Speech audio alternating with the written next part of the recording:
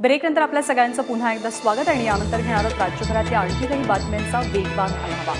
एसीच्या कॉम्प्रेसरमध्ये short circuit होऊन लागलेल्या आगीनं एका वृद्धाचा मृत्यू झाल्याची घटना वसईमध्ये घडली आहे। वसईतल्या एव्हरशाईन सिटी परिसरात सॅव्हियो इमारतीमध्ये ही घटना घडली।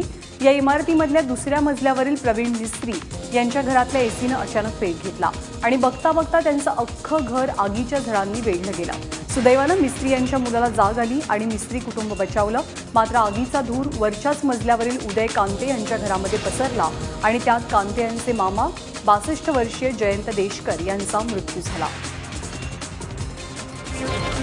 कॉमेडी किंग कपिल शर्माला मुंबई हायकोर्टानं तात्पुरता दिलासा दिलेला आहे।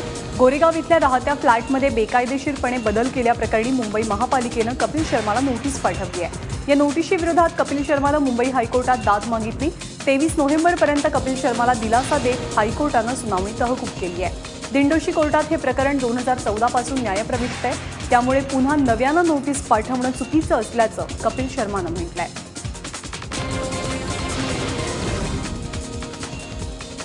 नागपुरात 5 वर्षीय बालिकेवर अतिप्रसंगाच्या घटनेनं खळबळ उडाली आहे। यशोधरा नगर परिसरात ही घटना घडली। या घटनेनंतर पीडितेच्या कुटुंबियांनी आरोपीला पकडून चोप दिल्यानं काही काळ वातावरणात तणाव होता। पीडित मुलीचे कुटुंबीय जवळच्या वृद्धेच्या अंत्यसंस्कारांसाठी गेले असल्यामुळे 5 वर्षाची मुलगी घरी एकटीच होती। ही संधी साधून आरोपी मोहम्मद आरिफ निसार अहमदनं मुलीला चॉकलेटचं आमिष दाखवत तिच्यावर अतिप्रसंगाचा प्रयत्न केला।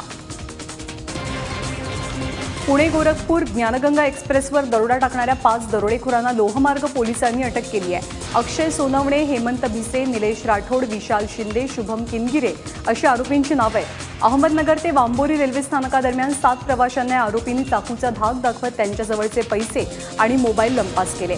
तपासादरम्यान पोलिसांनी 5 मोबाईल आणि रोख रक्कम या आरोपींकडून जप्त केली आहे।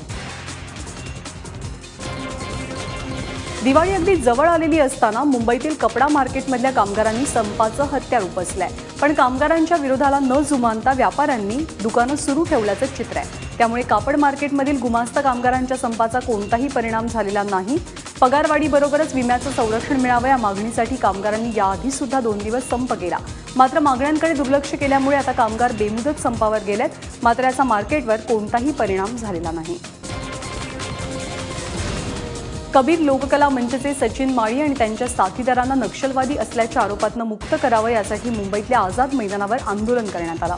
अनेक सामाजिक आणि पुरोगामी संघटनांनी एकदिवसीय उपोषण केलं।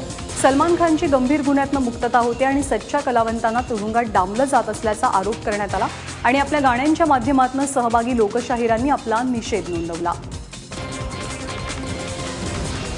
यंदाच्या चांगल्या पावसानं नाशिक परिसरातली अनेक धरणं ओव्हरफ्लो झाली आहेत, पण धरणांचा तालुका अशी ओळख असलेल्या नांदगाव वासियांना मात्र पाण्यासाठी वणवण भटकण्याची वेळ आली आहे। नांदगाव शहराला अजूनही 20 ते 22 दिवसांनी पाणी पुरवठा होत असल्यामुळे नागरिक त्रस्त आहेत। गिरणा आणि माणिकपुंज धरणातनं शहराला पाणी पुरवठा होतोय, पण माणिकपुंज धरणातनं उच्च दाबाच्या मोटारी नाहीयेत, त्यामुळे शहरवासियांना पाण्यापासून वंचित राहण्याची वेळ आली आहे। केवळ तांत्रिक अडचणीमुळे पाणी पुरवठा विस्कळीत झाल्यानं पाण्यासाठी भटकण्याची वेळ नागरिकांवर येते आहे। सांगोल्याचे ज्येष्ठ आमदार गणपतराव देशमुख यांना गेल्या 6 महिन्यांपासून 10 कोटींच्या खंडणीसाठी धमकावलं जात आहे। याचा निषेध नोंदवण्यासाठी सांगोला शहर आणि तालुक्यात कडकडीत बंद पाळण्यात आला। हजारो नागरिकांनी मूकमोर्चा काढून या धमकी सत्राचा निषेध नोंदवला। 4 एप्रिलपासून सतत निनावी पत्राद्वारे देशमुख यांना धमकी मिळते।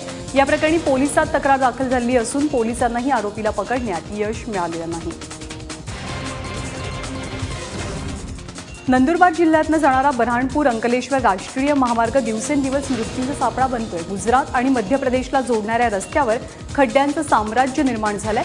या मार्गावर चक्क 1 ते 2 फूट खोल खड्डे आहेत, त्यामुळे या खड्ड्यांनी अनेकांचा जीवही घेतलाय, तर वाहन चालकांना या मार्गावरनं जाताना मोठी कसरत करावी लागते।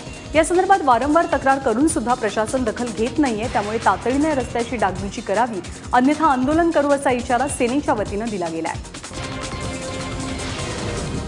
महानायक अमिताभ बच्चन यांना मनसे अध्यक्ष राज ठाकरेंकडून वाढदिवसाचं बिलेटेड गिफ्ट देण्यात आलं। राज ठाकरेंनी स्वतः अमिताभ बच्चन यांनी काढलेलं स्केच त्यांना गिफ्ट करण्यात आलं। राज ठाकरेंचे पुत्र अमित ठाकरे यांनी हे गिफ्ट अमिताभ बच्चन यांच्या निवासस्थानी जाऊन त्यांना दिलं। विशेष बाब म्हणजे याचं रिटर्न गिफ्ट सुद्धा अमित यांना मिळालेलं आहे। अमिताभ यांचं स्टेटस सिंबल मानलं जाणारं ग्रीन वॉच त्यांनी अमित ठाकरेंना गिफ्ट केलं। स्मार्टफोन मार्केटमध्ये सॅमसंगला आव्हान देणाऱ्या मोटोरोलाच्या झेड सिरीजचे 2 मोबाईल आज मध्यरात्रीपासून फ्लिपकार्टवर विक्रीसाठी उपलब्ध होत आहेत. मोटो झेड आणि मोटो झेड प्ले अशी नावे या स्मार्टफोनची आहेत. या मोबाईल फोनसोबतच मोटोरोला कडून मोटो मोड्स देखील उपलब्ध करून देण्यात आली आहे. यामध्ये साऊंड बूस्टर, स्पीकर आणि इंटरशेअर प्रोजेक्टरचा समावेश असणार आहे. मोटो झेडची किंमत 39,999, तर मोटो झेड प्लेची किंमत 24,999 इतकी आहे.